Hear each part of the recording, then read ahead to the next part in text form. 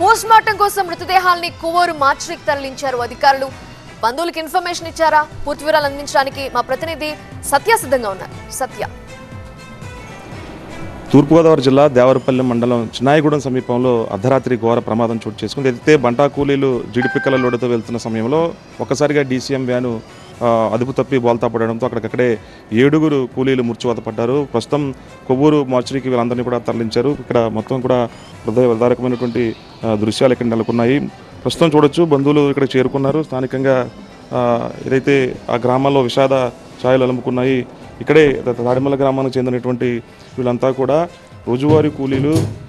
అంటే ఏదైతే ప్రమాదం జరిగిన తర్వాత ఒక్కసారిగా లోడంతా బస్తాలన్నీ కూడా జీడిపిక్కలు బరువు ఉంటాయి కాబట్టి ఆ బస్తాలన్నీ మీద పడిపోవడంతో ప్రమాదం జరిగినట్టుగా తెలుస్తుంది. ఏమవుతారండి మీ బంధువులు? పనికి ఎప్పుడు వెళ్ళారు? ఎలా ప్రమాదం? పొద్దున్న సాయంత్రం 5 గంటలకు వెళ్ళి ఇప్పుడు రాత్రి 11:30 ఆ టైంకి జరిగిందండి. 11:30 ఆ టైం జరిగిందంటే మాకు ఫోన్ వచ్చేటికి 12:30 అయింది. మేము వాల్పారం వచ్చామండి. వాల్పారం నుంచి మళ్ళీ కొవ్వూరు తీసుకెళ్ళారంటే మళ్ళీ ఇక్కడికి వచ్చాము. మొత్తం ఎంతమంది అండి? 12 మంది వెళ్తున్నారు.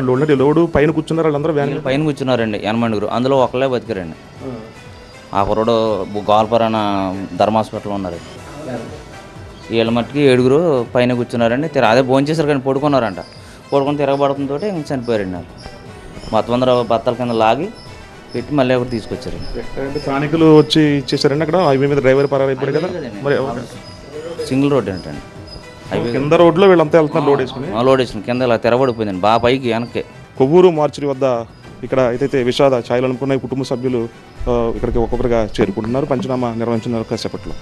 క్యారీ పర్సన్ రవితో కలిసి సత్య, TV9 కొవ్వూరు నుంచి.